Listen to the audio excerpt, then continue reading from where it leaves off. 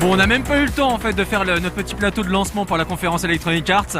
On a speedé à toute vitesse là en partant de Microsoft et on est arrivé, bing, ça a commencé mais vraiment pile poil. Donc la conférence Electronic Arts c'est vraiment un peu particulier. Bon, déjà au niveau de l'organisation c'était un petit peu bordélique. Vous voyez là il y a plein de tables sur le côté et ensuite tous les journalistes avec les caméras étaient en haut et pouvaient filmer, prendre des images. C'était loin d'être évident, on était extrêmement serrés. Et le format de la conférence était un petit peu particulier puisque comme ils l'ont annoncé tout de suite au début, ils avaient décidé en fait de présenter beaucoup de prototypes, beaucoup d'images conceptuelles, beaucoup d'interviews de développeurs. Moi personnellement, je trouve ça plutôt sympa par rapport au fait par exemple chez Microsoft pour les jeux prévus pour 2015 ou pour plus tard, on avait du trailer cinématique. Là on n'avait pas de trailer cinématique, on avait des développeurs qui parlaient et on avait des images de proto. Moi je trouve ça plus parlant. Ouais, bah c'est vrai que c'est bien quand y a marqué conceptual gameplay, c'est-à-dire bon tu vois les intentions, on n'est pas dans le scam, voilà. Même si on aurait aimé que sur certains jeux, sur certaines franchises, ils s'étalent un peu plus, ils nous montrent un peu plus de choses. Je pense à plusieurs jeux sur lesquels on va revenir. Par exemple, le tout premier, ils ont commencé la conférence avec un truc qui fait plaisir. Donc t'as le logo DICE qui apparaît. Juste après, bon, t'entends la musique de Star Wars, c'est parti quoi, Star Wars Battlefront. Donc ça c'était très sympa. Donc ils ont été faire des repérages sur les lieux de tournage originaux. C'est prévu pour le printemps 2015 a priori. Et c'est vrai qu'il y avait plein de séquences qui faisaient vraiment plaisir. Mais on n'a pas vu au final grand chose du jeu. On a vu surtout des intentions. Mais les intentions étaient là, le moteur a l'air magnifique sur les images qu'on a pu voir. Très très sympa là, vraiment je suis impatient. Ensuite on a eu une nouvelle fois Dragon Age Inquisition qui avait été présenté à la conférence Microsoft. Donc cette fois-ci on a vu un peu plus de gameplay, pas que du décor, on avait une petite musicienne qui a fait un numéro au début et donc de l'intro, et juste après on a eu du gameplay, essentiellement un combat avec un dragon. Bon c'est un peu limité quand même. Ouais alors oui, bon, on a vu le combat, bon, ça nous a permis de voir que pour le moment ça tournait bien. Ils ne sont pas étendus en revanche sur la pause stratégique. Après, ils nous ont montré donc le combat, les roulades, les sorts, les attaques, les esquives. Ensuite, ils nous ont dit il y aura aussi la pause stratégique. Puis là, il y avait quelques screenshots. Ok, d'accord, bon, ben, on verra. Mais ouais, bon, bien, Dragon Age, bien. Et c'est juste après, moi, ce qui m'intéressait. Vas-y. Mass Effect. Alors, ils ont commencé, donc, les BioWare, tu vois des gens, des devs qui commencent à parler. Tu vois le son, tu vois la musique, et puis là, tu commences à voir la gueule de Shepard. T'es là, waouh, ok, vas-y, donne-moi des billes. Et puis non, c'était finalement juste pour te dire, ok, on bosse dessus. Donc, ben merci. Merci pour l'info. Ouais, au moins, on a vu quelques images de concept, etc. Bon, c'est pas mal. Autant qu'ils nous scamment pas, autant pas présenter n'importe quoi, autant ne pas nous montrer genre un super trailer cinématique, autant parler un petit peu du jeu, des intentions. Ouais, on aurait aimé en voir plus. Et clairement, la conférence hier était un peu rikiki, on n'a pas eu beaucoup d'annonces. Donc c'est rigolo, juste après en Switch, ils ont présenté Sims 4. Moi j'avais un journaliste japonais qui était à côté de moi, donc il avait placé sa caméra comme nous un peu à toute vitesse, donc il avait filmé un petit peu tout avant. Au moment où Sims 4 apparaît, il éteint sa caméra. Bon, on va pas s'éterniser dessus, sinon qu'il y avait eu du Obama dans tous les sens et des petites références marrantes. Et les Sims maintenant seront plus intelligents. Ouais. Waouh. Bon voilà, on est méchant parce que moi je suis simplement pas fan des Sims. Ensuite UFC, donc UFC lui il va sortir dans quelques semaines. Ah, il y a un problème. Ah ouais. Ah déjà un petit mot, Bruce Lee, l'interview. Ah, de quoi? Le problème il se situe là, Thierry. UFC, les mecs commencent avec Bruce Lee. Donc déjà attention, moi il y a plus, tu sais, je suis un rigolo dans la vie. Il y a pas mal de trucs avec lesquels je rigole, mais il y en a d'autres avec lesquels je rigole pas. Et notamment des personnalités type toi, Gandhi, Mandela, Bruce Lee, non je rigole pas. Et là on le met Bruce Lee on le voit se battre. On le voit se battre contre je sais même pas qui. Et il met un coup. Déjà la personne en face de Bruce Lee elle met un coup.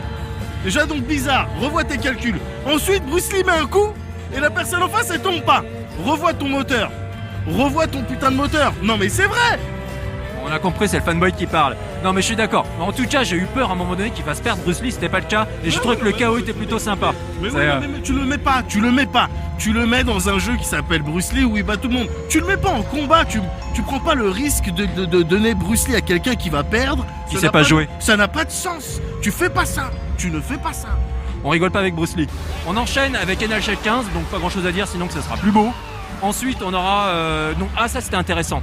Criterion Games qui présente un proto de jeu. Donc là on n'a pas vu d'image de jeu, on a vraiment vu que des concepts, on a vu des outils de travail, on a vu des développeurs en train de bosser dessus. Et ce qui m'a fait plaisir, c'est que les premières images, on voyait du Burnout Paradise. Donc l'idée, c'est vraiment de retrouver le côté fun, délirant de Burnout Paradise, mais avec un melting pot de véhicules complètement hallucinant et la possibilité en fait de les connecter un petit peu. Donc on peut faire, j'ai noté des trucs à toute vitesse, jet ski, hélico, moto, wingsuit, chute libre, du surf a priori, et le tout à la première personne. Et ça peut être, les mecs de Criterion sont quand même sacrément bons, ça peut être excellent. Évidemment, on n'a rien vu, on a une promesse, on a des intentions, mais les intentions elles sont là. Et clairement, moi c'est un jeu, j'ai envie de voir ce que ça va donner, j'ai envie d'y jouer. Parce que tu peux dans tout ce qu'on nous a montré, dans tout ce qu'on nous a expliqué en termes d'intention, tout ça, tu peux aussi imaginer du multi. On pouvait voir qu'il y avait l'intention de switcher de véhicule à la volée. Tu vois, tu sautes de ton hélicoptère qui va s'exploser parce qu'ils aiment bien les crashs, ils aiment bien les explosions. Donc tu sautes de ton hélico qui s'explose et tu arrives sur ton quad ou sur un jet ski. Ça peut être un bon délire, ça peut être un bon délire à plusieurs.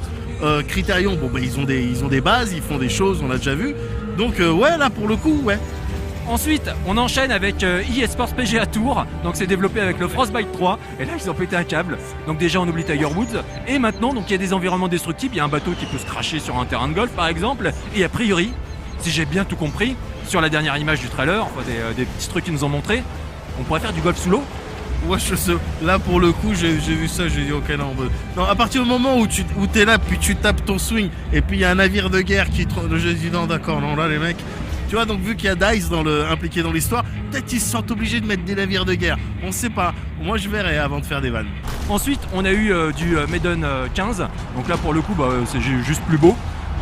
Je peux pas dire grand chose d'autre. Sinon il y avait Downgate qui est un MOBA.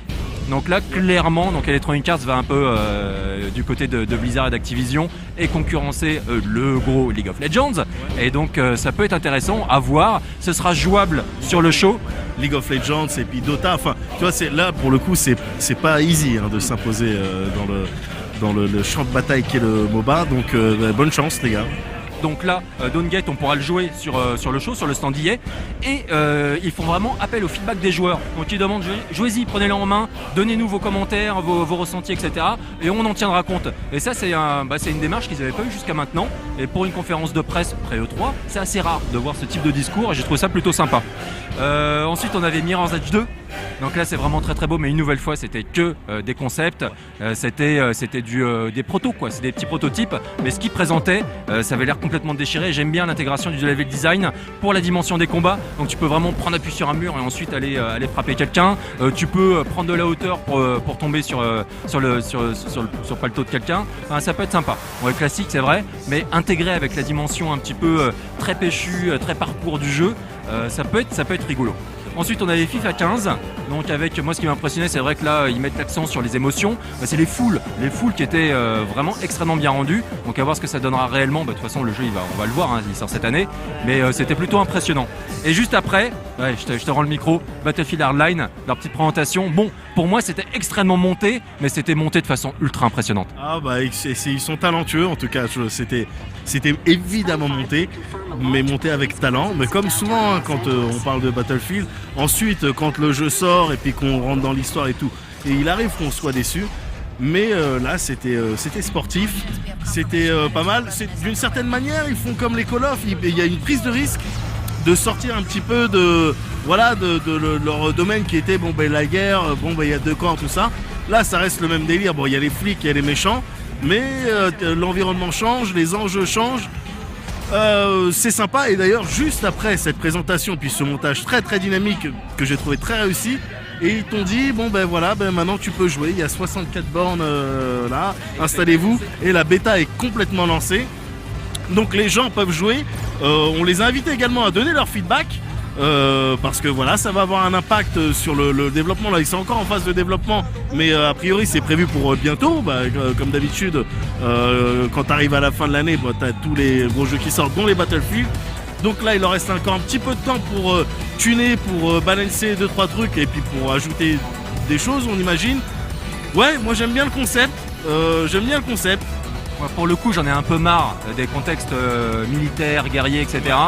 Là, le côté flic contre voyou, trouve ça sympa, c'est un truc qui me pourrait me faire venir genre au multi de ce jeu. Et en plus t'as vraiment l'intégration du côté les destructions massives et c'était assez impressionnant, la grue qui s'écrase sur un immeuble. Waouh, bon, c'était évidemment scripté, mais c'était quand même sacrément bien fait. Et on a la possibilité ensuite d'emprunter la grue pour entrer dans l'immeuble, etc. C'était très dynamique. Vous pouvez sauter sur une moto, s'accrocher sur des filins. Et non, il y avait plein de petites idées qui donnent envie. Et clairement, là, on n'aurait jamais le temps de le prendre en main maintenant, mais on laissera sur le salon.